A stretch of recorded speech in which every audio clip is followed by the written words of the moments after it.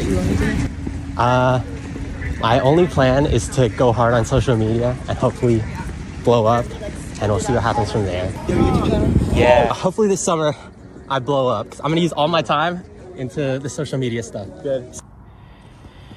I've been sleeping for like an average of 12 hours a day, like waking up sometimes when it's night. I've spent over 4 months on this video.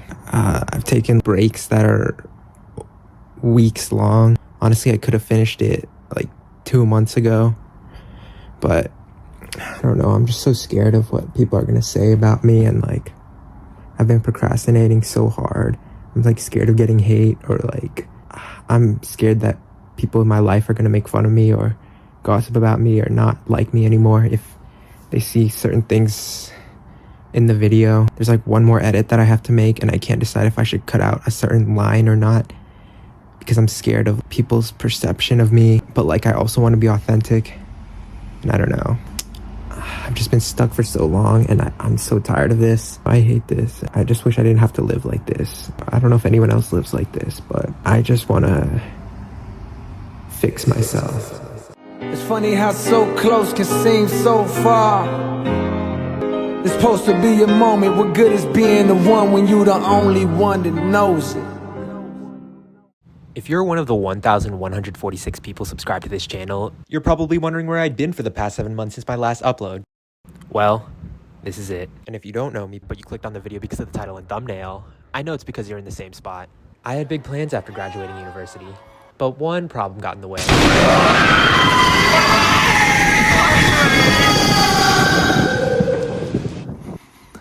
What you saw in those clips was how I lived for days after graduation. And before I knew it, those days turned into weeks. And then those weeks turned into months. And all of a sudden, I look up at the calendar and half a year of my life is gone.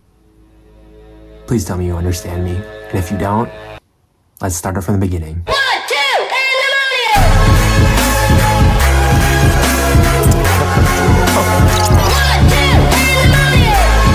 Only skinny people will understand.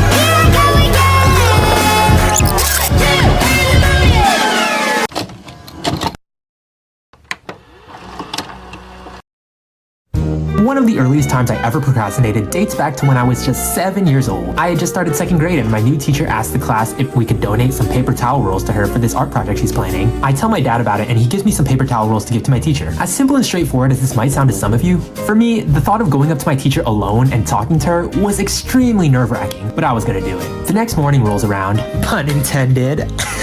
I walk towards my teacher as she's standing next to the open classroom door. I have the urge to tell her about the paper towel rolls, but I don't. I'm too scared. Well, I say, I'll do it tomorrow. The next morning rolls around. I walk towards her and I get too scared to tell her. Again. Well, I'll just do it tomorrow. But then the same thing happened again and again and again. For every morning of second grade, I stared at my teacher as I walked towards the open classroom door. In my head, I told myself, today's the day I do it. Today's the day I tell her. But every day, I couldn't muster up the bravery to do it. Every morning of second grade, when I sat down at my seat, feelings of regret, guilt, and shame would build up stronger and stronger, making it harder to do. Every time I opened my backpack and saw the paper towel rolls, the feeling of shame would punch me in the gut, like, why can't I just do it? And as time went on, my dad would give me more and more paper towel rolls, and they would pile up in my backpack to the point where my books were crushing them. And throughout every day and night, while I was playing at recess, reading books, eating, playing, doing homework, watching TV, going to sleep, I would be worrying about this thing I had to do. And every day I tried to muster up the bravery to give the paper towel rolls to my teacher, day after day after day. And the next thing I know, it's June. There were no more days of second grade. The school year was over, and I still had those paper towel rolls crushed at the bottom of my backpack. This problem permeated throughout my childhood. In elementary school, I would hear my classmates talking about how it took them 15 minutes to get their homework done. And in my head, I would think, I struggled for the entire night until I went to sleep to complete that same assignment. Why is it that for them, it was completely effortless? Why am I so different than everyone else? There must be something wrong with me. Throughout middle school and high school, the problem persisted. As soon as I would get home from school, I would jump on the bed and watch YouTube. Hey, what is up, guys? Zach here. level abuse. That's actually how my love for YouTube started. It started as a form of escapism. Don't get me wrong, I wanted to do my homework. I rarely ever missed a homework assignment in school. But as soon as I even thought of doing it, the anxiety would kick in. I know I'd be pacing around the house, tossing objects in the air, all as a form of stress relief. I tried everything I could to fix myself. At one point in 9th grade, I tied myself to my chair with a belt like this to keep myself sitting. But before I knew it, I would look up and be on the other side of the house pacing. In high school, the procrastination caused me to fall asleep at this very desk, usually anywhere from 1 to 3 a.m. And then, like most of you who have experienced American high school, I had to wake up at 6. If you take a look at any picture of me from high school, you can just see how tired and anxious and depressed I was. Shout out to my senior year statistics teacher, Miss Stewart, for being the only teacher to see me in that state and ask, "Are you okay?" I panicked and said, "Yeah, I'm fine." And despite that, I still think about that interaction to this day. This is long overdue, but thanks, Miss Stewart. But even though I was perpetually depressed and anxious, I don't think I fully knew that I was because I didn't know any other mental state. The most painful part is, all that procrastination was for nothing, because I usually ended up scribbling my homework at school the next day before class. Because of my avoidant behaviors, I ended up getting some pretty bad grades in high school. The lowest I ever got was a 50% in my calculus class. My grades were so bad that I got rejected from almost all of the universities I applied to. So that fall, where did I take my talents?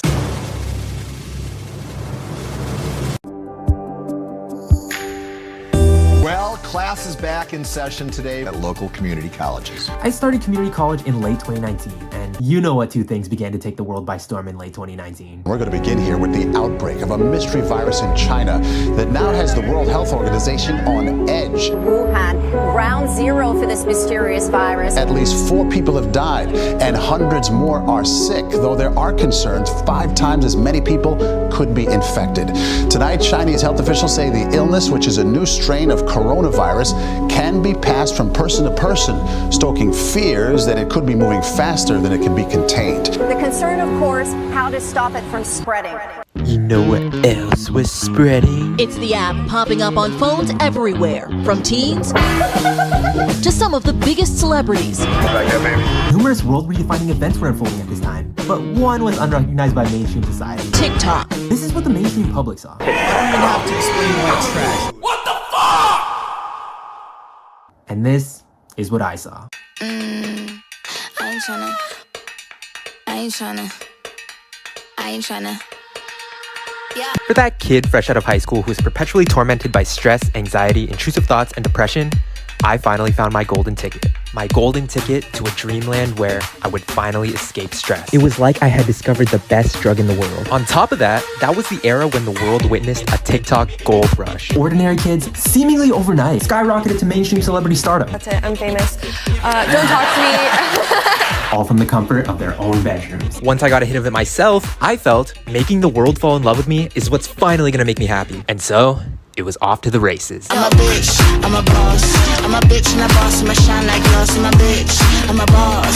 I'm a bitch and a boss, I'ma shine like glass. I'm a bitch, I'm a boss. I'm a bitch and a boss, I'ma shine like glass. Yes, my community college years were defined by me being locked inside my house, chasing TikTok fame while the apocalypse raged on outside. Doesn't get more 2020 than that, huh? You know what? I don't need to describe it anymore. You were there. Classes after that online because of the coronavirus. It's not yet known when campuses might reopen there. The path toward victory is virtually impossible. I cannot, in good conscience, continue to mount a campaign that cannot win and which would interfere with the important work required of all of us in this difficult hour. Mustard or ketchup? Bon appetit!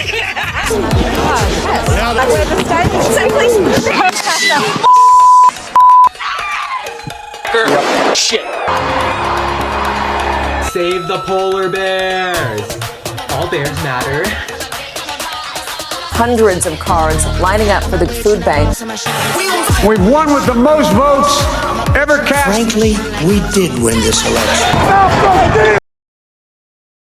But with all of this time and energy dedicated to making videos, what was I not focusing on? You guessed it. My virtual schoolwork would be due Sunday at midnight, so I would spend my entire week making videos, and I would do my homework on Sundays. Instead of spending 2 hours at Starbucks every day writing essays like most students, I would spend 12 hours on Sunday writing it and submitting it, sometimes literally at 11:59 p.m. And I kept doing it because it was working. So what reason did I have to change? It worked so well that I got accepted into the #1 public university in America. I accidentally turned in the application a few hours late, which caused them to almost throw it in the trash. I nearly died of a heart attack, but whatever. I still got in. I actually wrote about my TikTok ventures for 2 of the essays for the application. So it is very much in the realm of possibility that the procrastination of me making videos to avoid the stress of school actually helped me get into UCLA. And don't get me wrong, I exhausted all of my energy for school, but that energy came in the form of not a marathon, but sprints. I got into UCLA off of treating school like a Sunday night side hustle. Do I really need to change my behavior? Okay.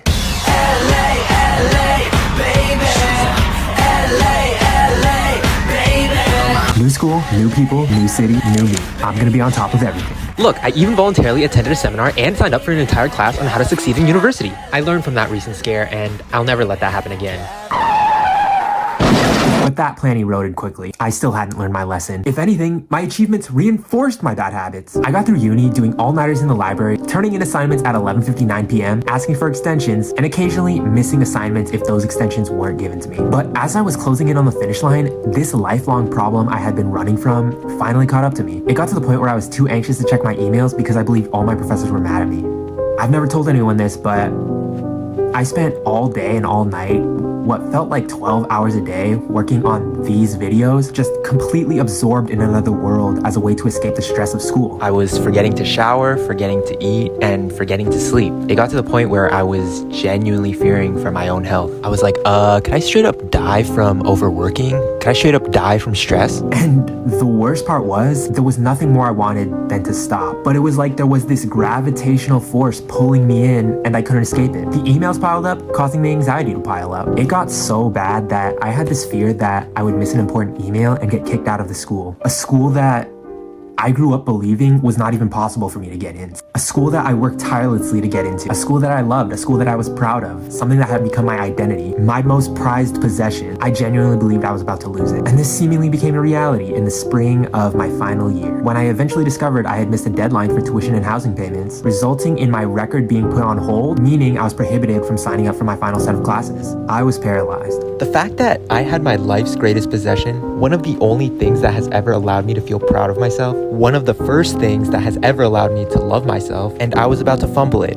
right at the finish line. And the worst part, I couldn't bring myself to stop shooting myself in the foot. That right there brought me to tears. I felt like crying out of helplessness. It felt like I was in the Super Bowl and I was about to get intercepted at the end zone, but I couldn't let that happen. I had to hand the ball to beast mode, and so I did. At 21 years old, for the first time in my life, I checked myself into therapy. I never went before because I didn't know how. I didn't even know how it worked, or if I was supposed to pay for it or what. But luckily, my school had a therapist that was cheap and easy. Therapy made me feel a lot better, and I ended up crossing the finish line. Mikey Flores.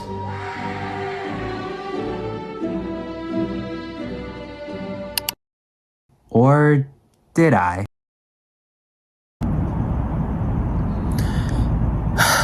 Okay, how do I say this? I think I didn't graduate university. Okay, so basically what happened is there was a class I took that I had a pretty low grade in. I think I had a C or a D. And I took the final on the last day of school and I did not feel too good about the final. I might have failed the class, and I still attended the graduation ceremony because the final grades weren't in yet. So I was still at the ceremony, but technically I hadn't graduated yet. And it's November now, and I haven't received my diploma in the mail. So that's a bad sign. I just had this thought at the back of my head, like, what if I didn't actually graduate for the past few months? And I've been too scared to check my email. Like, I've been avoiding checking my email for these past few months. I've been procrastinating on it so hard just because I'm like, I don't want that to be true. And whenever I would scroll past UCLA on TikTok or on social media, or I would see a UCLA game on TV, I'd get like triggered. I'd be like, oh my God, I get like this rush of panic over me because of this fear that's sitting in the back of my head that I've been hoping is not true. And last night I got an angry letter in the mail from UCLA. It was a physical letter saying, you owe us money. There's money you haven't paid. Maybe that's why I didn't get my diploma. To be honest, it probably wasn't really an angry letter. I think I just interpreted it as angry because I'm so scared right now. And I'm just like, if I actually didn't graduate, then I'm kind of in a predicament because the school is in Los Angeles and I live in San Diego, and I don't know how I'm gonna get housing or if I even can, or how I'm gonna pay for it. And I know my parents are probably gonna be really mad at me. and I don't know if they'll help me get housing or help me pay for it, and I don't even know what I'm gonna do. I literally went on a run to like cool my emotions down, and I'm like at the back of this shopping center. I'm just like on a break from my run, and I just had to say this right now and get it off my mind. Man, I don't know what I'm gonna do. I'm so scared right now. If I actually didn't graduate, like, oh my God, everyone's gonna be so mad at me. And I just like, I don't know how I'm gonna handle it or what I'm gonna do. And I don't even know how I would get to LA because I can't drive, I don't have a car, and I feel like my parents are gonna be so mad at me that they're not gonna take me back. 'Cause I feel like I'm gonna be on my own. I don't know. I feel like I'm gonna throw up right now. I don't think the school's gonna offer me housing because I'm over 2 years of being a transfer. I don't know how that's gonna work. And honestly, my biggest fear, which I hope to God is not true, my biggest fear is that I was actually supposed to sign up for classes for fall because I didn't graduate, and I didn't. And now the school's asking me for money. And since I didn't sign up for classes, I'm scared that they kicked me out of the school and I'm gonna have to reapply. And my worst fear is that I'm not gonna be able to get back in. It's UCLA, so it was pretty hard to get in the first place. I don't know, this is like a new problem for me that I've never dealt with. I just keep trying to remind myself, like, if there's a problem, there's a solution. And if anyone can find a solution, it's me. I'm just so scared of what my parents are gonna say, or if I'm gonna be able to get the money to go back, or if my parents are even gonna help me get the money to go back. I feel like they won't, I don't know. I feel like they're gonna be mad at me, and am I gonna have to live in an apartment with random people, or how's this gonna work? I don't know, there's like a lot of shame surrounding it. I just know my parents are gonna be mad at me, and I don't know how I'm gonna tell them or deal with it, or I don't know, like I feel like if I was on my own, like I could deal with this problem on my own, but I have like my parents like rage that I'm worried about. It just adds like a lot more stress to every problem. Like I have to go through the problem 3 times. Once experiencing the stress myself, and then another experiencing the stress from my dad, and then experiencing the stress from my mom. They'd probably be like, just go to UCSD, go to San Marcos. Like my ultimate fear after getting into UCLA was getting kicked out of the school. Like I've been scared I'm gonna lose everything I worked for.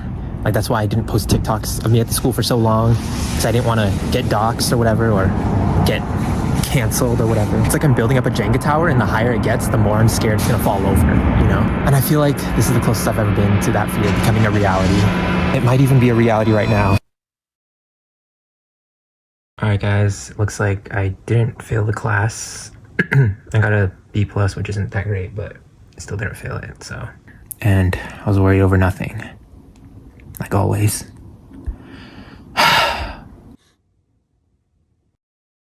Guys, I was recording these clips, not for this procrastination video, but because I was making a video about me moving back to UCLA. Before you comment your judgments, how do you think I feel? It's exhausting always rooting for the anti-hero.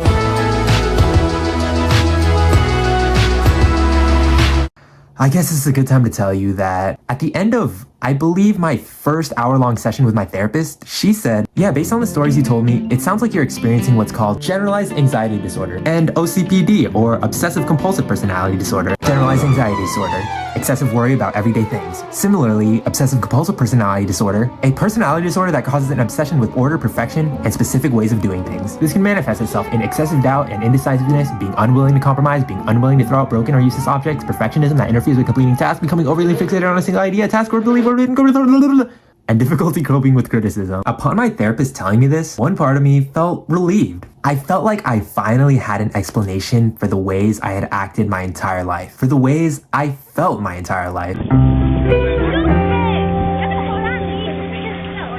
Not only that, but I felt validated. At times when I was telling my therapist stories from my life, because I thought I was overreacting, I downplayed my struggles. Even then, after I finished talking, the therapist had tears in her eyes. I was taken aback by her reaction. That's because for one of the first times in my life, somebody told me what I was feeling was real. What I had been through was real. For one of the first times in my life, the response was not stop acting. The response was a facial expression that non-verbally communicated the message. You've been through so much.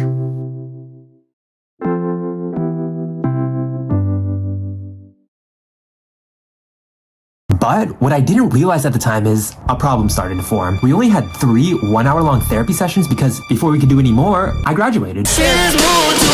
And that left me with a lot of unanswered questions. Generalized anxiety disorder? What does that mean? There's something inherently wrong with me? Obsessive compulsive personality disorder? So there's something wrong with my personality? Was I born defective? Whenever I read web pages about generalized anxiety disorder and OCPD, I kind of get freaked out. Like, I feel like I'm reading a biography about my entire life. Like, I feel like someone was secretly following me around with a camera my entire life and they just transcribed the videos onto a website. What's so funny is when my therapist sent me information on OCPD, I would read stuff like excessive devotion to work, extreme preciseness, extreme morality. On the surface, people with OCPD can appear confident, warm, organized, and high achieving. Their meticulous standards can benefit them in certain professions. And I was like, ooh, okay, maybe I don't want to get rid of this. And then I'd read to the bottom of the page and it'd be like, those with OCPD do not believe they have a problem and think they are justified in their actions. And then I'm like, oh yeah, maybe I do have a problem. This is why I'm in therapy. It was like every trait that made me who I was, that made me special, whether that be as a strength or a weakness, everything I thought was my superpower was written down here. Like, maybe I'm not as special as I thought I was. As you can see, I've been acting this way my whole life. And on top of that, I have family members who act the same way. So I must have been born like this. Why did I have to be born inferior? This is so unfair. In the coming months, these questions, along with all of the traumatic stories from my past, became my obsession. Go figure. And when I say obsession, I don't mean in a Mr. Beast humble bragging type of way. I mean it wasn't healthy. As the months went by, I fell down countless internet rabbit holes, compulsively Googling to find people with similar struggles on Reddit, TikTok, and YouTube, all because I no longer wanted to feel alone. Not only that, but I was constantly researching about mental health in an attempt to fix myself. Throughout the day, whether it was in the car, while eating, or in bed, every single time an uncomfortable thought came up, I pulled out my phone to Google why I turned out that way and what I could do to fix it. And I was never satisfied with finding one answer. No, I had to find a whole stack of answers to reaffirm myself. If you're feeling overwhelmed right now with racing thoughts, I always think there's a bestie if you're You're gonna when you're not feeling good and have negative thoughts. It was like there was this gravitational pull constantly forcing me to take out my phone, and the one time I tried to stop and sit in silence, my face got hot, my heart started racing, and I felt super anxious. Legitimate physical symptoms happened, and I had to keep doing this addiction or the symptoms would come back. And you might be thinking, you were researching, why is that a problem? Getting smarter, and you'll realize why it's a problem when I show you my screen time. Holy shrimp! Instead of going after the goals I had planned for after graduation, I was instead spending what felt like every waking minute obsessing over my mental health. I was shooting myself in the foot right out of the gate. Make that feat because I was also procrastinating on the one thing I love most. The thing I thought I loved so much that I would never procrastinate on it to this degree. Making internet videos. I filmed a YouTube video in June. It's a video meant to encapsulate why my university experience was so special to me and why I didn't want to leave. This video is so important because I feel it represents the best 2 years of my life. This video is so special that I want to show it to my kids and grandkids. And I couldn't mess that up. I started editing it in July, and if I was going at a normal, healthy speed, I probably could have finished by August. Well, by the time I wrote these thoughts down in my notes, it was October. The major reason I was procrastinating was because of all of the hate I thought I would get. The video gets pretty vulnerable, and I was scared that everyone would make fun of me, criticize me, try to expose me for who I really am, or whatever that means, and so on. Guys, it's 10:20 at night, and for the past few weeks I've been procrastinating so hard on my knocking on dorm rooms video. I just haven't had the motivation to do anything for the past few weeks, and it's really getting to me. And it's like I've been waking up from anywhere from 2 p.m. to 8 p.m. and it's just like really frustrating, and it feels like I'm not alive, you know. One of the reasons is because I've just been really self-conscious of my videos. Like, I keep thinking people are gonna have a negative reaction to what I post. Like, people are gonna judge me for my emotions, people are gonna think I'm weird, criticize me, whatever. And it's frustrating because I made a commitment that after graduating I would succeed on YouTube, and I just haven't been going for it like I should. And I've just been like watching YouTube for like 12 hours a day just to ease the stress. And I don't know, I just haven't been feeling like doing anything, and I've been sleeping so long because sleep feels better than being awake. And the video right now I'm making is very emotionally intense. It's about my life and my past, and I've been procrastinating on the video because I wanted to delay feeling those emotions.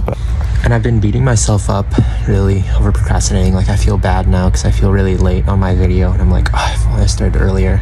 And I feel like this video has the potential to be insanely good, and I'm scared to start because I don't want to mess it up, you know? I wish I wasn't like this. Like, I wish I was like a normal person and I could just get started, and like these little things didn't trip me up or like didn't hold me back, you know? Like, I wish I could just go and not overthink everything. And I kind of hate that I was born in this body. I don't know.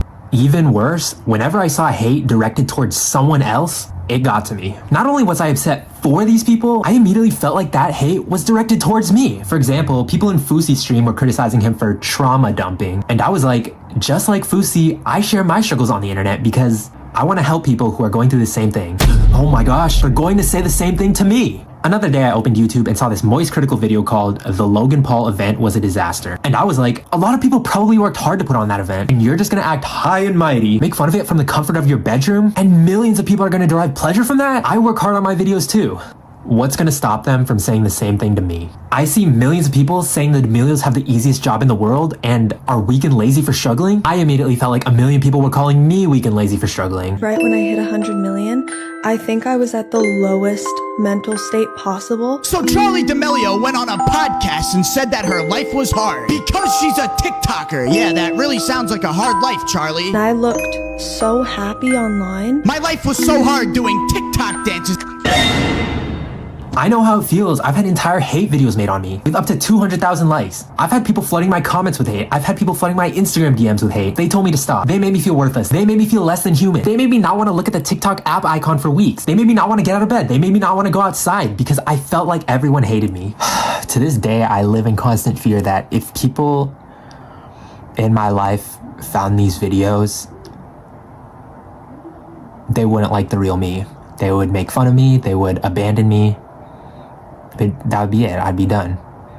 I felt some of the most painful emotions in my life. I've had some of the most painful struggles in my life in my 5 years of posting videos to the internet. And I don't even do this full time. Contrary to what a lot of people believe, this isn't my job. And the D'Amelios have billions more eyes on them. The entire world waiting and watching for them to slip up so they can pounce and make fun of them and criticize them. And they started at 15. But I see everyone saying easy job, easy job, easy job. And I think, what does that make me? There must be something wrong with me for struggling. I'm not supposed to feel this way. There must be something wrong with me for feeling this way.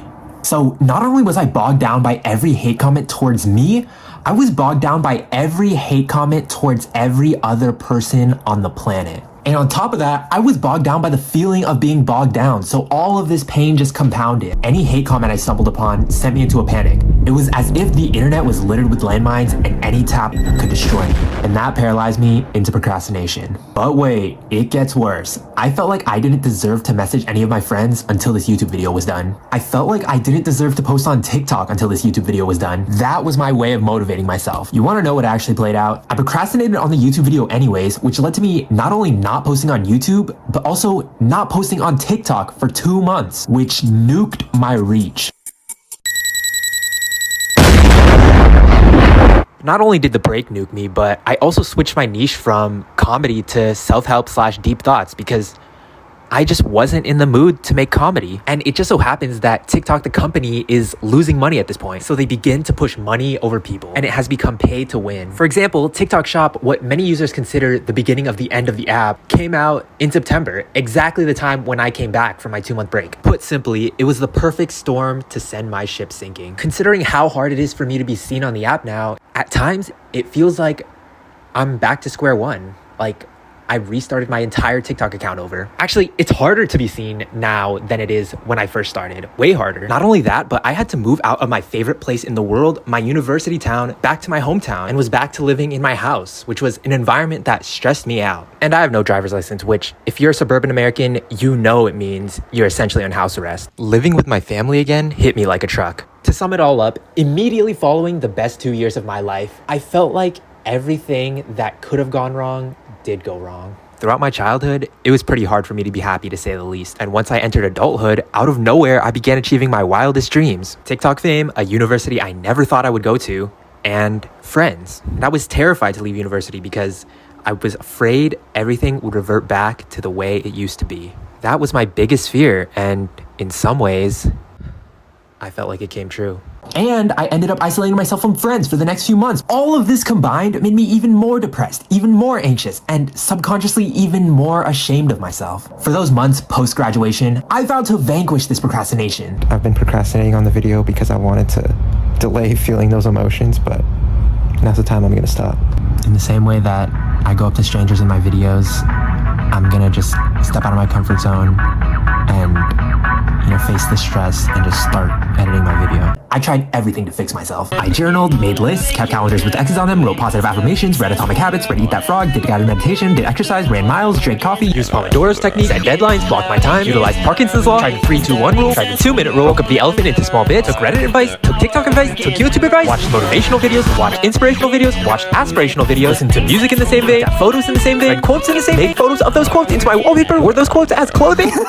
But each one of my efforts had me falling flat on my face. Over the next 4 months or so, I would get motivated, get on a roll for the day, then the next day, lose that motivation. I would get on the horse, fall off, get on, fall off. Worst of all, a lot of these anti-procrastination strategies turned into procrastination. I would run to the park and exercise there to relieve anxiety, but I would be out for hours to avoid editing. Self-help books, self-help videos, guided meditation, all ended up becoming more avenues I used to run away from the task at hand and the painful feelings associated with it. Many of these techniques ended up being like the staff of Moses, a staff that helped me to walk, but then would turn into a snake and kill me every single time.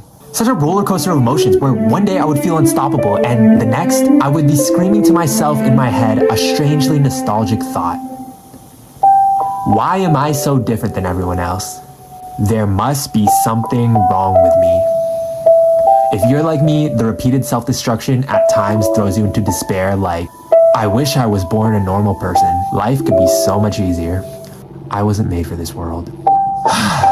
It's a lot, right? Well, the bright side to my obsessive anti-procrastination research is that I actually did learn some useful information that propelled me forward. The first gold nugget of information I discovered months into my journey was procrastination isn't simply a time management issue. It isn't simply laziness. It isn't simply because of my phone. It is because of emotions. Put simply, I had concluded that procrastination happens because you associate the task you need to do with bad feelings and procrastination with good feelings, or at least relieving those bad feelings, which is a better feeling than the bad feelings. What I'm saying is our emotions are what motivate us. Now, how do you get those emotions that motivate you? Doing something is how you get motivated. Motivation and dopamine come after taking action, and this is just hardwired into our brain. So just imagine our ancient ancestors out foraging for food and coming across an unknown berry. Maybe they decided to eat it, and it turns out it was delicious and nourishing. That little kick of excitement comes in after eating and absorbing the berry, and then that's going to motivate them to find the next berry patch. If, on the other hand, the berry makes them puke, then they don't have the motivation next time to eat that berry or to work for it. But imagine this scenario. What if the motivation to eat everything came before trying the berry? Then they'd be motivated to eat all kinds of dangerous foods. So motivation comes after action, not before it. A common style of self-talk with depression is someone dismisses any praise that they get. Or when they do something well, they talk down to themselves. They say, oh, it's no big deal, or so-and-so could have done it better. Or they say, oh, I'm such a loser. And you just minimize your accomplishments. You maybe turn down compliments. And by doing that, you're basically crushing that sense of reward. Then the next day, you feel less motivated and it's harder to get out of bed. And that cycle continues. So that negative self-talk interrupts any rewarding feeling that you may get from taking action. And then this stops the dopamine from flowing, and then that's going to decrease motivation the next time. So this is why changing your self-talk can be really helpful with depression. Then when you've completed the task, just make sure to give yourself some credit, reward yourself with some praise, or checking an item off your list. And that's going to reinforce your wins. This is how you build lasting intrinsic motivation. You sit and you bask in how good it feels. I even studied some of my favorite YouTubers to reach this conclusion. Specifically, my favorite YouTuber of all time. No, not him. Not him either. Try one more time.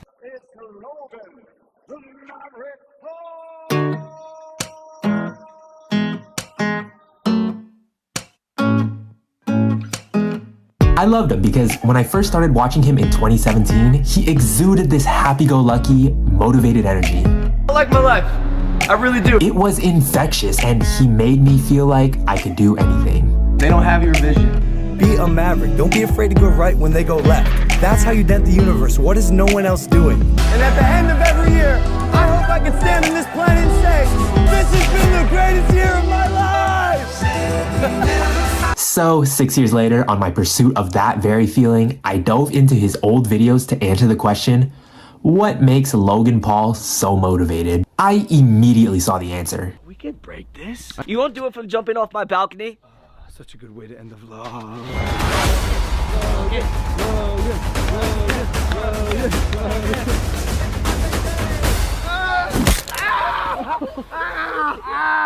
I did!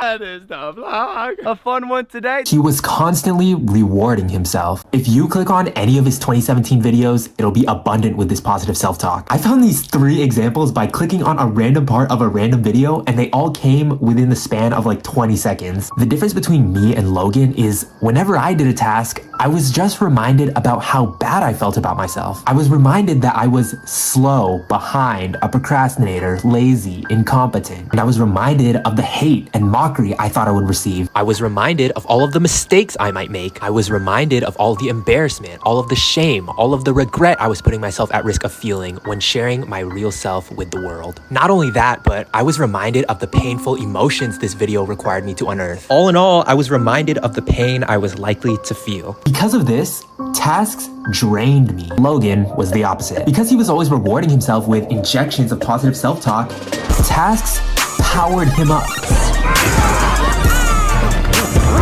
The to-do list. We've been doing a lot of stuff.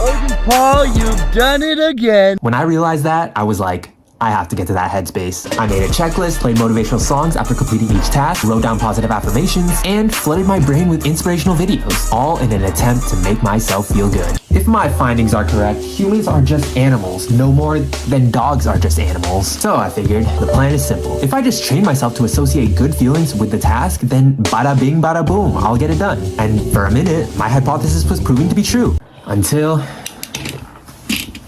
I hit a wall. It came to a point where even the thought of starting to edit my video triggered negative emotions. So I would pull out the feel-good music, the inspirational videos, the positive affirmations, and try to drown out the negative emotions with positive ones. It would work temporarily, but every time I went back to work, the negative emotions would come back and I was immediately back to trying to flood them out. That took up minutes, then hours, then days, then weeks. I took a look at myself and saw that I was back to procrastinating. And that made me feel even worse about myself.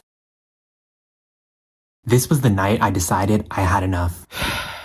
I've spent over 4 months on this video, but I don't know, I'm just so scared of what people are gonna say about me, and like, I've been procrastinating so hard. I'm like scared of getting hate. I'm scared that people in my life are gonna make fun of me or gossip about me or not like me anymore if they see certain things in the video. There's like one more edit that I have to make, and I can't decide if I should cut out a certain line or not because I'm scared of like people's perception of me, but like I also want to be authentic, and I don't know, I've just been stuck for so long, and I'm so tired of this. And I would do the same thing with school, and I don't know, I hate this. I just wish I didn't have to live like this. Like, I don't know, I don't know if anyone else lives like this. I just want to fix myself and overcome this. Oh yeah, by the way, I'm just laying on my bed in the dark. You can see the windows right there. I've been sleeping for like an average of 12 hours a day, like waking up sometimes when it's night, like waking up at 1 p.m. or I don't know, I haven't seen people in so long, I haven't seen friends in so long because I made a commitment, like, I'm not going to see friends until I finish this video. I'm not going to post TikToks until I finish this video. And it kind of just went down a bad path. And I don't know, the little tasks like checking my email or scheduling appointments or taking out money from my TikTok creator fund, I don't know, they seem to overwhelm me and like make me anxious. I don't know why, but ever since I was a kid, like little tasks have always been really hard to do, like getting out of bed or cleaning a certain thing or moving a certain thing. For some reason, I've been like ruminating on my negative thoughts and my problems ever since I went to therapy, and it's something that I need to break out of. Like, you can't always be thinking about your problems. You have to be thinking of the solutions and how to fix things. Like when you're skiing, you shouldn't say, don't hit a tree, because all you see is trees. You should say, follow the path, follow the path, follow the path. And as a result, all you'll see is the path.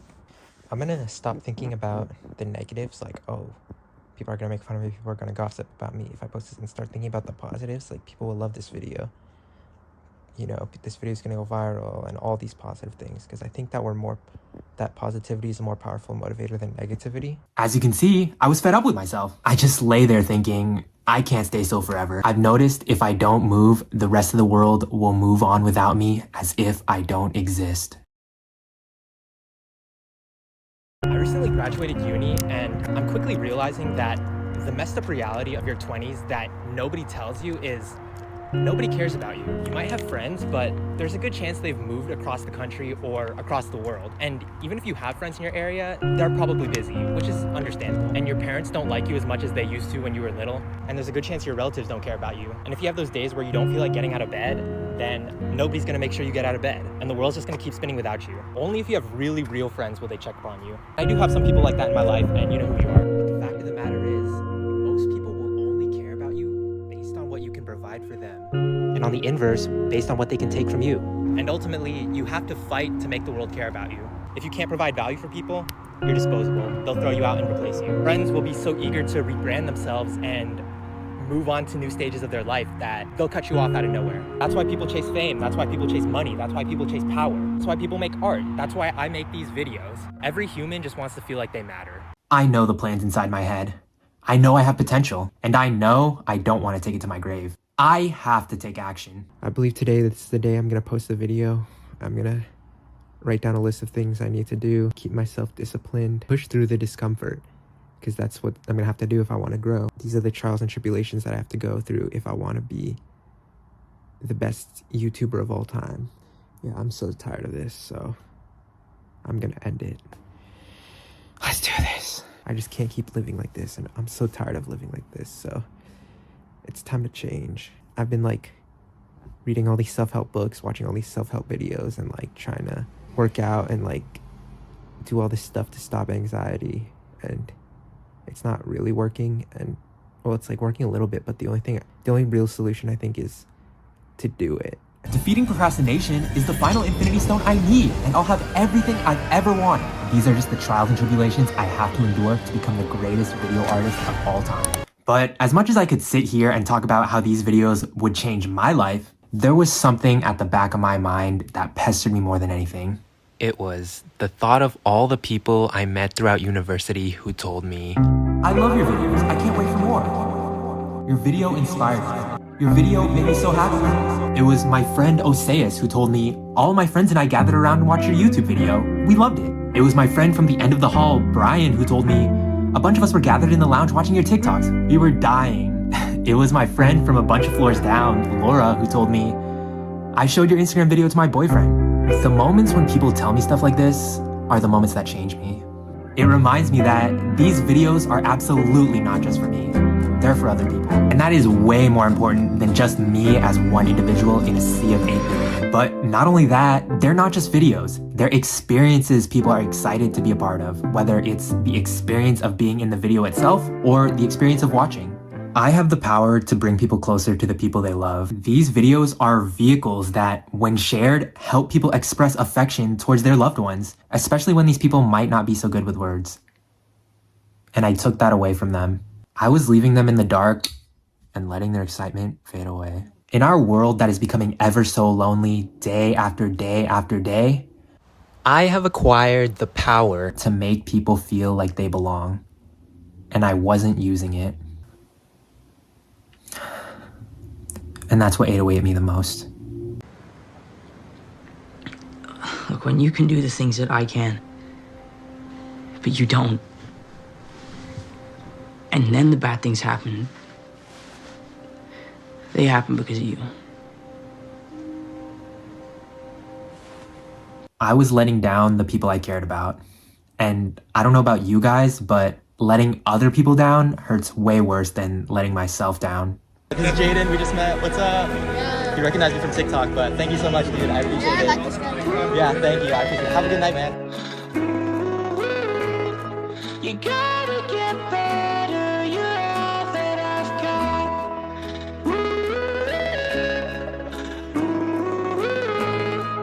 Don't take forever, you're not here for long.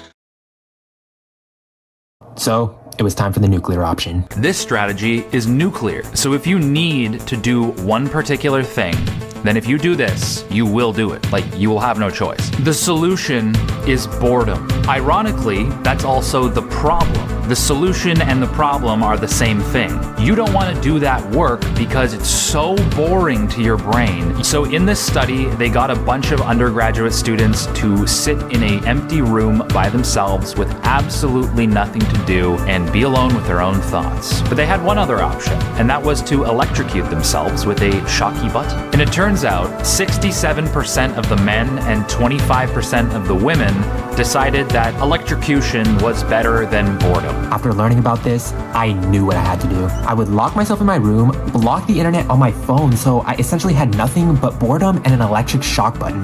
That button being the video on my phone I had to edit. If I turn myself into a guinea pig, effectively conducting a science experiment on myself, the studies say it has to cure procrastination. The problem? I rarely ever get bored. Does anyone else not get bored? My grandma and aunt were like, you should get a job so you're not bored. And I was like, I haven't been bored since I was a child. If I'm not doing anything, I don't get bored. I just get anxious. That's my natural state. I just get anxious about something in the future or something in the past. Or if I have nothing to do, my mind will just run through a bunch of old memories, like replay a bunch of old memories. I'll just be thinking about anything, like any knowledge that I know. I'll just be like analyzing my life or the world or any type of knowledge. Is that what it's like to not have anxiety? Even then, I think boredom is just your mind's lack of resourcefulness. It's your lack of creativity. Because for years in my head, I've had this list of things that I want to do, and it's like hundreds of items long, and I've just been chipping away at it over the years, but I don't think it'll ever be complete because there's so much to do in this world. Even just in your pocket, you have access to all of the world's information and all of the world's entertainment. So I don't get how you could ever be bored. Like, I have so many YouTube video ideas in my head. It's just gonna take me so much time to get down that list. I don't know, maybe I'm just slow, or maybe I'm just overambitious, or both. I never get bored, and I don't see how you can get bored in the modern day. So tell me if you relate, because I need to know that I'm not alone. But at this point, I was willing to try anything to fix myself. Okay guys, so I've been off of my phone for what feels like 20 minutes now, maybe? At first it's weird because you feel really antsy. It's like something's missing. It's like you don't have your coffee. I'll have like these random questions pop up in my mind, and I'm like, oh, I have to Google that. I have to Google that to find the answer. And I'm like, wait, I can't. Safari's blocked on my phone. I'm having songs pop up in my head. I'm having TikToks pop up in my head. I'm having random questions pop up in my head, and I'm feeling the urge to get on the internet and consume them and just satisfy my brain. But I have to resist. Not having my phone is like not having my binky, because I feel like really anxious and like, oh, something's missing, I don't have my crutch. I don't know, it's forcing me to think a lot. At first I was having like a lot of negative thoughts, but then after, maybe like 10 minutes, I just felt kind of peaceful, and I just felt present in the moment. And that's a feeling that I haven't felt since I was a kid in church, or a kid at my grandma's house on the weekend with no technology, or a kid riding in the car, forced to imagine Sonic running alongside my car to entertain myself. And it's like honestly like a nostalgic feeling. I can't believe I haven't felt this in so long. And I really feel like present in the moment. I'm like, oh wow, I'm in my room. I'm in my house. I'm not in my phone screen. I'm not in whatever foreign land that the For You feed has taken me to. I'm just in my house. I'm safe. And I'm just here, like, everything's okay. I sat in that room, and for moments, it felt like it was working. And I'm like, I might as well work on my video because it seems kind of entertaining and like fun. The idea for this video you're currently watching actually came in these moments because I was like, wow, this is gonna be the big climax of my procrastination story. A story that is worth sharing on YouTube. It's good to cut the stimulation every once in a while because the little things start to feel pleasurable again. You know, your hobbies start to feel pleasurable again. Your stresses start to feel less stressful and pleasurable. Your work starts to feel pleasurable. We consume so much negativity on the internet, it just primes you. Like this morning I saw this commentary channel talking badly about the Logan Paul fight, and then I started like getting self-conscious because I was like, oh my gosh, what if people criticize me for this thing I've done? What if people criticize me for this video I'm gonna release? It just starts the spiral of negative thoughts. Sometimes you just gotta cut off that negativity and ground yourself in the present moment, or just like only consume positive content on the internet. And I've been like meditating here.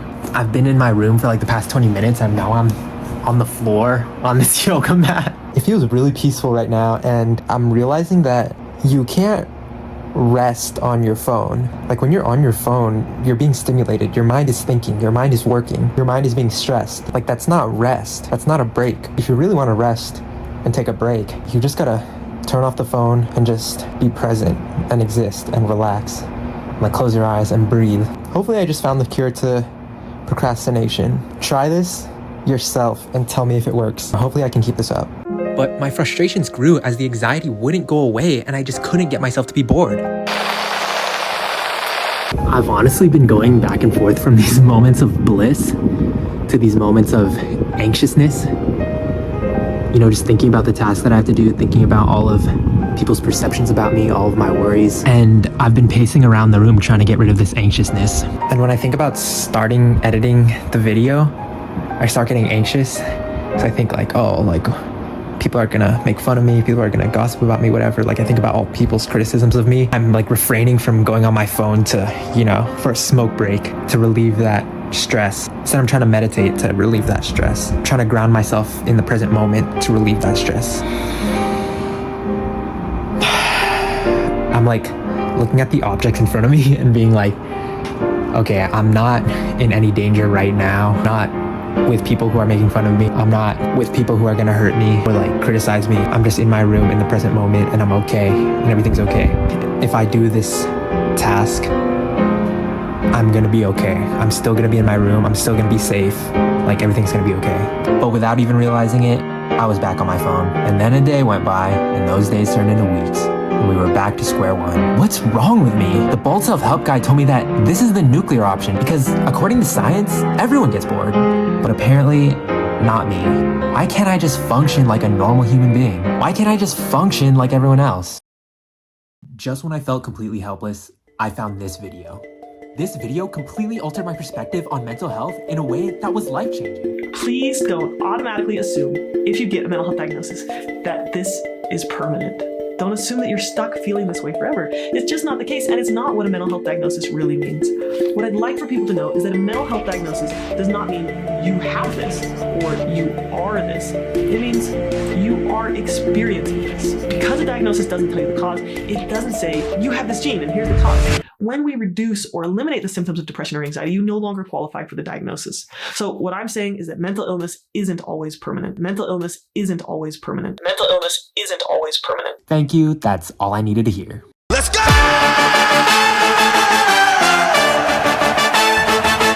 From the moment I heard that, I devoted myself to completely ripping the anxiety out of my body so I would never have to feel it again. I was back to doing all the healthy habits I tried earlier, but this time extra dedicated, and I would use a habit tracker. Every day, I would run about a mile, bike at the lake on some days, I almost got a fly in my mouth. do an upper body and lower body workout on alternating days, do a guided meditation twice a day, 10 minutes each, sleep at least 8 hours,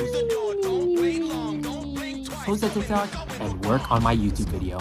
And I would do it all in a university library to become extra motivated. And in the time that I wasn't doing those things, I was obsessively researching How to get rid of anxiety. Action alleviates anxiety. All the information I needed was in my pocket the whole time. And you can do that with anything in life. There are some days where I wake up feeling apathetic, not wanting to get out of bed, feeling anxious, and I'll just Google how to be happy, how to build resilience. And the internet will tell you, okay, are you eating all the right food? Are you getting all your exercise? Are you socializing? Do you have a support system? Are you consuming positive content on the internet? The thing that I realized that made my life astronomically easier and more fun is once you do the hard thing, it becomes easy. And once you realize that this is the case for every single skill in life, life basically becomes a video game and it becomes fun to upgrade your skills. Or I've had this lifelong problem with procrastination and I've been studying how to overcome procrastination and I've been practicing implementing it. Also, I returned to TikTok in the beginning of September, so that was progress. You're a beast. You're a legend. You gotta want it. You gotta believe in yourself. I was banking on this belief that posting a TikTok every day would suddenly give me the burst of willpower that I needed to work on my YouTube video. How about that?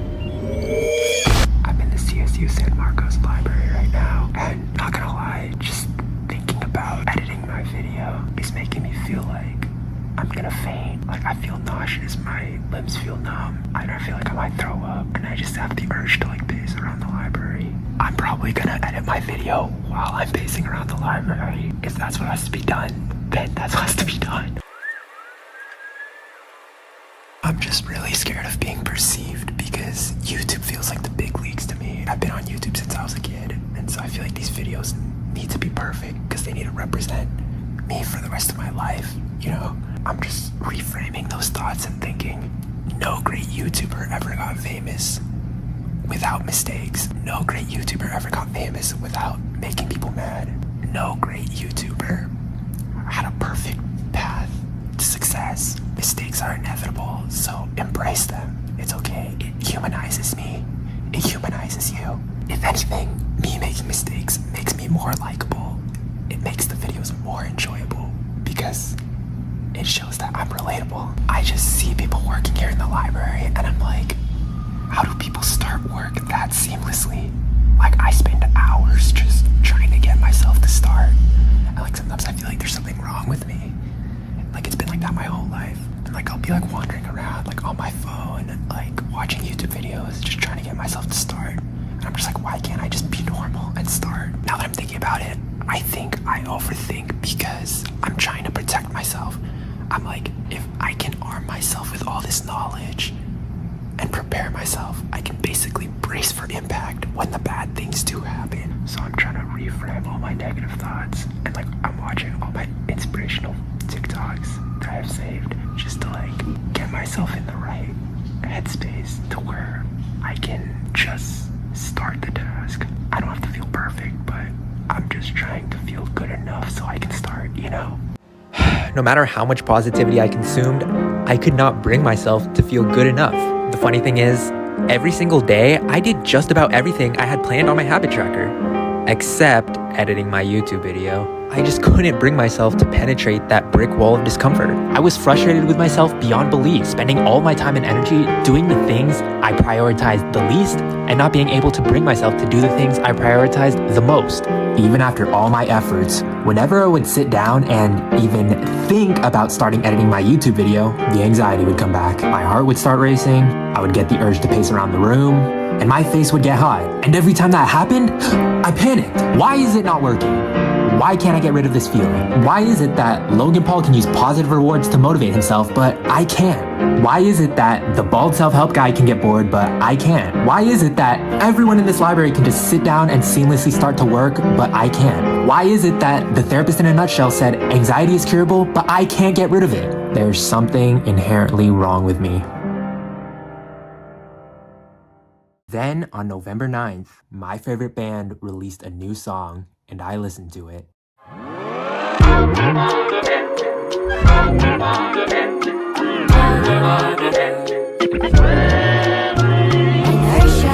My friends say they're quitting this week to chase down their dreams. They're probably bluffing, but I'm an object in motion. My two legs are broken, but look at me dance. An object in motion. Hold on, we need to clarify, what is inertia? I wasn't good at science in school. Inertia is an object in motion, stays in motion, right? Inertia, a tendency to do nothing or to remain unchanged. Oh, that makes a lot more sense. That's really funny. And this is like so relatable. I've honestly been in inertia for the past few months, just procrastinating on this big YouTube video I have because I'm scared of like people's judgments of me and like people and like all that. I've just been like getting in my head too much. And I don't know, like it's weird how this song came out exactly when I needed it or exactly when I was feeling it. And it's inspiring me to actually not be in inertia because I'm like, oh well, other people are experiencing this too. And like maybe I could get out of it too.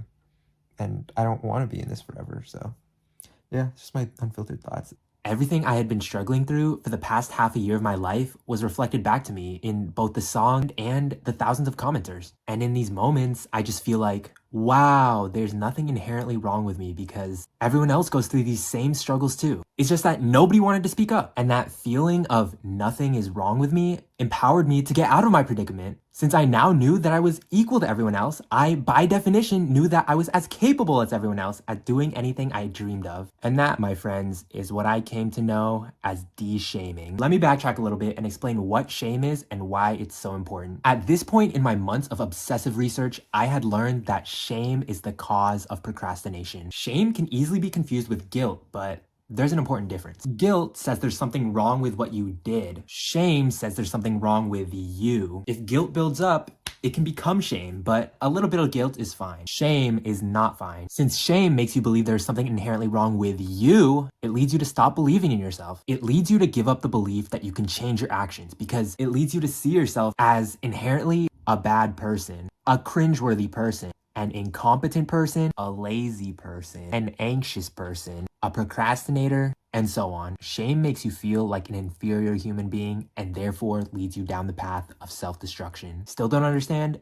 Let me tell you about the power of identity. In university, I majored in political science, and in one of my classes, we read a book called The Righteous Mind. One of the main points was the human mind evolved to have strong groupish tendencies, so humans will do anything to defend the group they identify with. Not that humans act like that 24/7, we don't, but the point is, there is this groupish instinct that sleeps inside all of us, and when it is activated, it's X Games mode. And of course, upon learning this, who is one of the first to exploit it?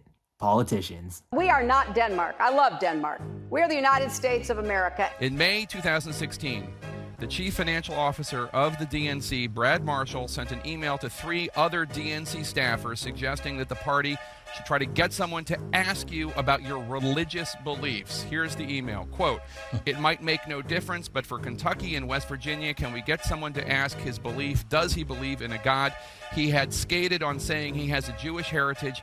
I think I read he is an atheist. This could make several points difference with my peeps. My southern peeps would draw a big difference between a Jew and an atheist," unquote. Senator Sanders, that is the chief financial officer of the Democratic National Committee. Don't you someday want to see a woman president of the United States of America? Now, I feel like Democrats are the ones who are stereotyped to play identity politics, but the truth is, everyone does it. Conservatives just play white identity politics. You know, when they let, I think the real number is 15, 16 million people into our country, when they do that, we got a lot of work to do. They're poisoning the blood of our country. That's what they've done. They poison mental institutions and prisons all over the world, not just in South America, not just the 3 or 4 countries that we think about, but all over the world. They're coming into our country from Africa, from Asia, all over the world. They're pouring into our country. Nobody's even looking at them. They just come in. The crime is going to be tremendous. The terrorism is going to be.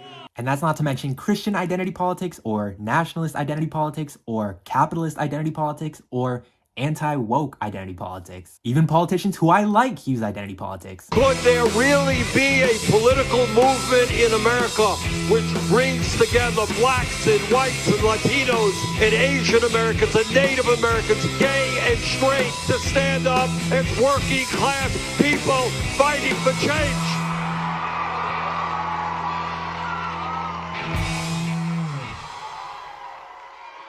This is their nightmare on Elm Street. But I gotta give it up for Bernie because he was trying to unite all of the identities under the one umbrella identity 99% of us share. Working class. And I wouldn't say he was dishonestly exploiting identity like most of the rest of the politicians because I think Bernie is honest and he's not activating identity in a conniving way. I think he just correctly identified the central conflict in politics. But my point is, whether it was intentional or not, his activation of class identity was one of the things that shocked historic energy into his progressive movement. At the beginning of the rut, as I mentioned earlier, I read another book called Atomic Habits. One of the first things the author says is identity is at the core of changing your habits because according to the author, your behaviors follow what you identify as. The most mind-blowing thing is, I didn't even have to go to university to learn this, or even to the bookstore to learn this. I learned it from my own bedroom years before as a teenager. Years ago, when I first began chasing fame on the internet, I noticed that the TikToks that revolved around identity were the ones people loved most. This is how Californians see the United States. Winner! And I was like, let's try that again. Things that are normal for Californians. Winner! And again. How the US government sees the world. Winner! And again. Things only skinny people. Winner! Noted. You are a winner. I actually learned in another one of my classes that BuzzFeed shares a similar origin story. BuzzFeed was actually created as an experiment to discover how to go viral, and that's why so much of BuzzFeed's brand revolves around identity. Choose the 5 slices of toast that look most appealing to you, and we'll tell you what Hogwarts house you're in. Tell us how many of these Filipino things you grew up with, and we'll tell you how Filipino you are. Americans try Jollibee for the first time. You know what I'm talking about. I'm sharing all of these examples to help you grasp what I grasped in these moments. Identity is what springs people into action. Humans will do anything and everything to uphold their identity. Once you are aware of this power that identity holds, you'll see it in anything and everything, and you won't be able to unsee it. Monday, Monday, Monday, must be funny in the rich man's world. Monday, Monday, Monday, always Sunday. Go right now because the Jake Paulers sell everything out. In the rich man's world. It wasn't until now that I had the aha moment that all of this seemingly unrelated information that I've been collecting throughout my college years about politics, social media, psychology, anthropology, communications, marketing, all connect to procrastination and lead me to the answer I've been searching for. A few years ago, I believed that labels are not inherently oppressive because a label just describes what is, but I now know that is absolutely not true. Our behaviors follow the label we believe we are. Knowing this, I hope you can understand why shame is so harmful. A lot of people, notably parents, will try and motivate others by shaming them like, you're soft, you're lazy, you're dumb, you're skinny, you're fat, you're out of shape, you're scared, you're weak, you're ugly, you're cringe. You know the drill. So if you make a person believe they are all of these harmful things, what type of actions do you think will follow? This is why labeling a kid as a dumb kid makes them hate school. Wait a minute. No, you were not born stupid. Come here. What is your name? Ernest. You think you're dumb? Yep. Well, I'm the mayor of the city and I don't think you're dumb, Ernest. And you know where the only way I think you're dumb? I think when you think you're dumb. Because you're not. But if you get into the habit of thinking you're dumb and you can't do anything, then that's what you're going to end up doing, is not doing anything. Right? And I would hope that you don't give up on yourself.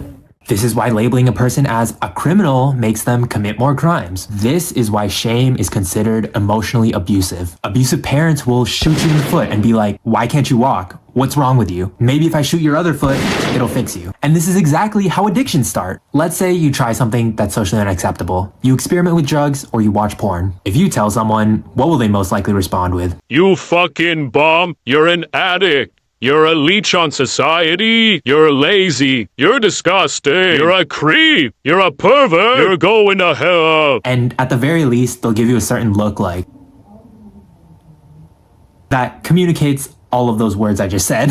And then you start believing all of these negative things about you, and then subconsciously your actions follow. And then you give up on changing your actions because you've been taught to believe change is impossible for a person like you. And then the shame and self-hatred grows and grows and grows. And you're like, I'm scared of these emotions. And what's the quick fix? Do the socially unacceptable thing again. And now you're addicted. I now realize procrastination works the same way. You start to hate yourself like, I'm lazy, I'm slow, I'm a leech. People would look down at me if they knew the real me. I'm behind, I should have been way ahead by now. I'm a procrastinator. How am I gonna survive? Why is life so much easier for everyone else? Why do I always do this? Everyone's mad at me. They're all telling me what I'm doing wrong. Everyone's giving me platitudes. I think I logically don't understand the problem. What I do, everyone does. It's not that easy. Implementing it is a whole different story. I wish they would just leave me alone and let me work through it myself. They're patronizing me. I wish I could plug them into my brain and force them to feel the world the way I feel it. And to immediately get rid of those emotions, you procrastinate more. This is why it's so important to separate your actions, thoughts, and emotions from yourself. Watch in real time the moment I start to piece that together. Something that I've been thinking about a lot recently is our society is so unforgiving. It's set up to breed perfectionists. You don't get perfect grades, you can't get into the good school. If you make a mistake with your money, it'll ruin your credit score, and you can't buy a house or rent or buy a car. People will go to prison for large portions of their life for the pettiest crimes like drugs. Even if you get out of prison, you can't vote or get a job. We have the death penalty, which is the ultimate cancellation. Random people on the internet will try to dig up stuff you said in your past and use it against you. Employers will try to use stuff you said in your past against you. And it's created this society where everyone's afraid of making a mistake. Think of how many YouTubers, how many TikTokers, how many creative minds never lived out their full potential because society scared them out of it. I think it's a lot of people because I think everyone has the potential to be a creative mind. I started realizing this after I started posting YouTube videos. When you get your raw moments on camera, I start realizing there's a lot of stuff in here that people could pick apart and analyzed the wrong way. And I started having these fears of like, oh, what if people dig up old social media posts and make fun of me for it or try to end me for it? Maybe this way of thinking comes from the influence of religion on our culture. As a person who was raised religious, I know that a lot of the major religions say that you don't follow the religion,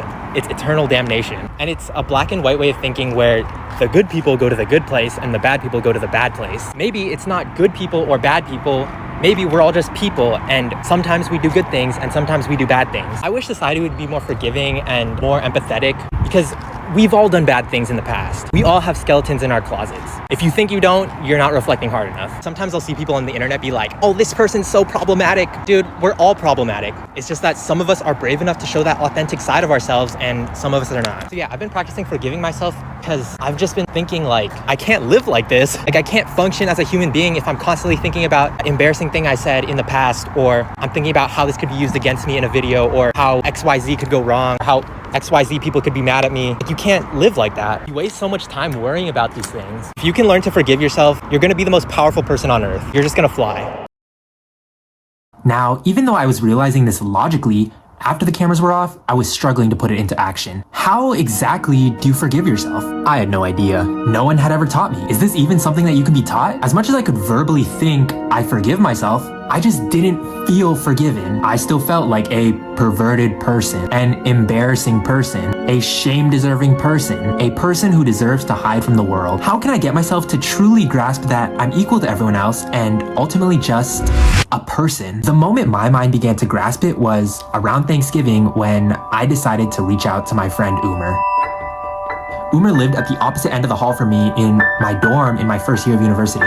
He was one of the first people I met in LA, and he quickly became one of my closest friends. We actually learned that we're from the same hometown, and not even just that, but the same 5-mile radius. And because of that, I feel like we related on a lot of things, like our personality and having a dad who was in the military. But anyways, we've had some really deep and real conversations in the past. It had been about half a year since we had talked, but I was like, who cares? I want to reach out to friends again, and based on the vulnerable conversations Umer and I had in the past, I know he'll be the person who is most likely to understand what I'm going through. I text him, I've been in a rut, but I've been doing this, and this to get out of it. He says, that's epic, literally what you should do. And I say, it was really bad a few months ago and that's why I didn't text anyone. And he responds, hey, don't worry about that, man. I relate heavily to that. As someone who did 6 months of therapy school, I feel like everything you're saying and doing is the best way to go about it. Vulnerability, judgment, and shame are some difficult things to work through. I'm still very much in the process of working through it, but it seems like you're making a good amount of progress, especially since you're still trying to make the video. Have you been going to therapy? Because everything you're saying is like shit you learned through therapy. If not, then I'm very impressed. If so, even I'm impressed, because working through that is not easy. And I'm like, I went to 3 sessions of therapy and it opened my eyes, but the rest I did through YouTube, TikTok, Reddit, internet. I'm not fully fixed yet, but I have the plan on paper and I'm in the process of implementing it. I think making videos is one of the things I love and it's my big dream. So when I started being scared of it, I was like,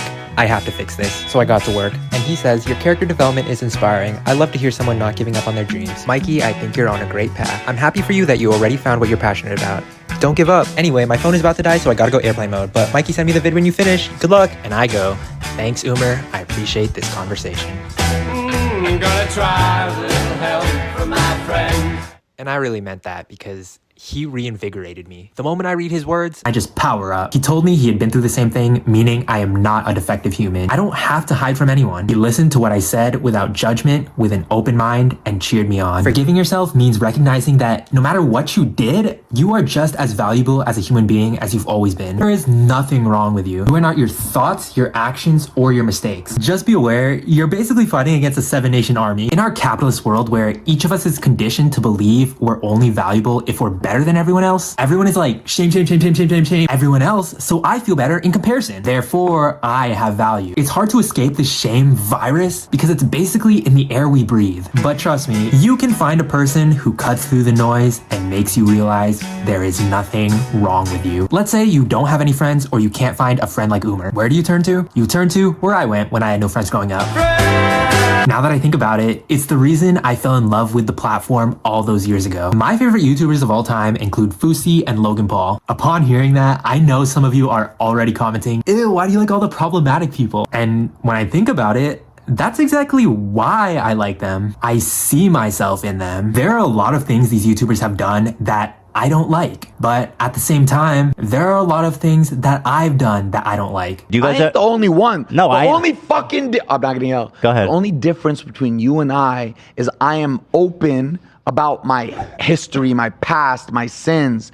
So Who are you talking to? Huh? Who are you talking to? Anybody. Oh, but I don't think everybody's going to massage parlors. No, but what I'm saying is everybody has their own skeletons in the closet. Yes. Everybody has their own demons. Yes. The only difference between us being public, they're out for the world to see. Yes. But don't leave a comment acting like you don't have your own skeleton. Like you never we are pumped all in half a humans. second. We are not perfect for a second. Yeah. Not only that, but I know what it's like to feel like everyone is mad at me, to feel like everyone is looking at me like I'm weird, to feel like everyone is laughing at me, to feel like I deserve to hide away, to feel worthless. One of the most appalling YouTubers, FouseyTube. This is a medical disorder. The guy that faked drama with Rice Guy. He's the kind of YouTuber whose ego is so big. I'm making this video specifically to ridicule you. So Logan Paul, the brother who I thought was a little less retarded than Jake Paul. Logan Paul.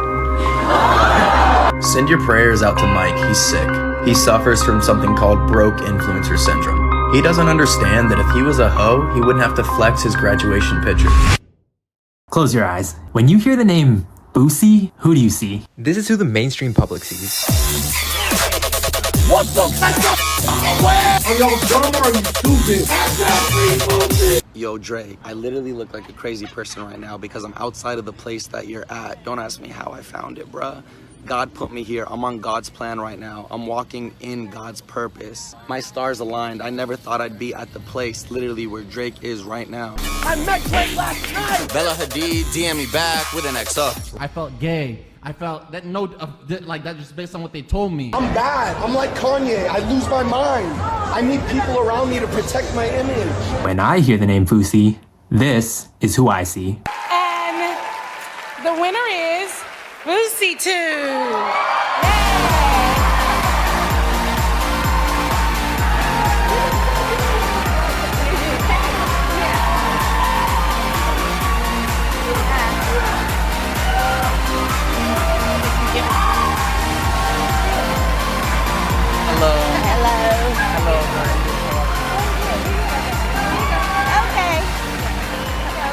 Oh my God, I'm shaking. I want to thank God. I want to thank my theater arts major dean who told me making a YouTube channel was the worst mistake I'll ever make in my acting career. I want to thank the best family on YouTube, the DOF Bruh, my mom for buying me my first camera, and I want to dedicate this award to every kid out there who has a mental illness. I have bipolar depression and I was in rehab for an addiction, and it told me to stop every day, but I kept fighting, and it told me that I was worthless, but I never gave up, and here I am accepting this award. I love you. And if you haven't realized by now, I'm running for president in 2020. What's up, Kanye?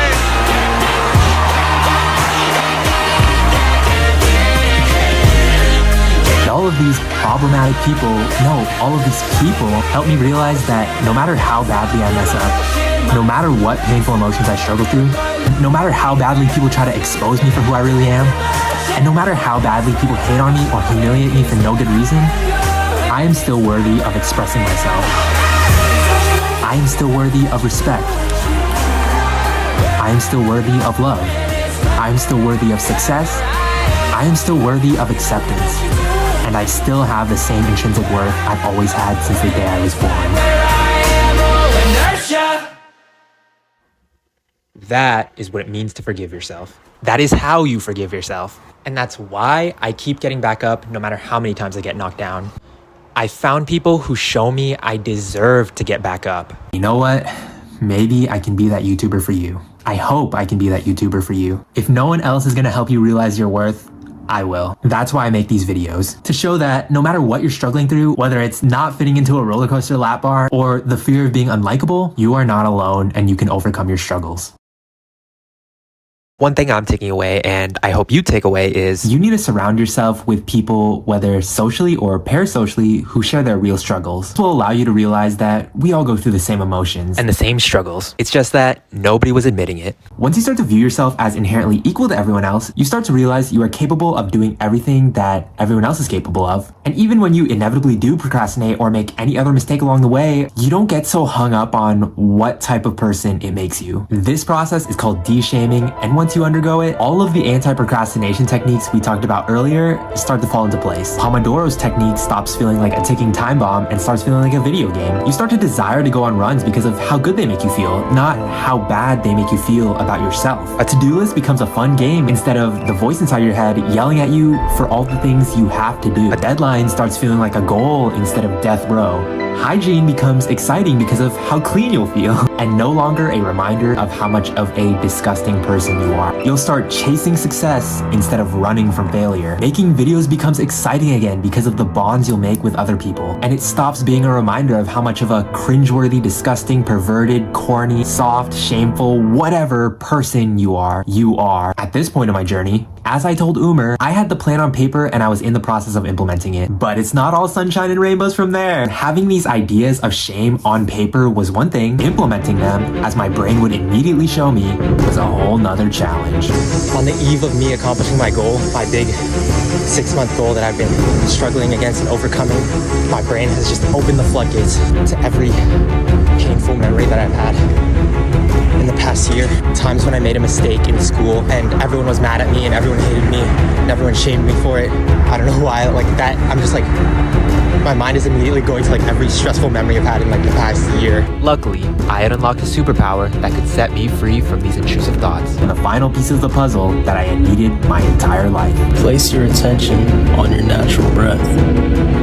That is all you need to do. And so by practicing and controlling your awareness and your attention, you are able to detach from your thoughts, emotions, and physical sensations and perceive reality objectively through your awareness. Over time, it's this non-judgmental perception of reality that leads to acceptance, and that acceptance leads to detachment from pain and detachment from suffering. This is like, honestly, I think my biggest weakness is perfectionism and procrastination. Dude, if I get rid of this, I don't even know what's gonna happen. I'm gonna go Super Saiyan. The world is not gonna know it hit it. The world is gonna witness something they've never witnessed before.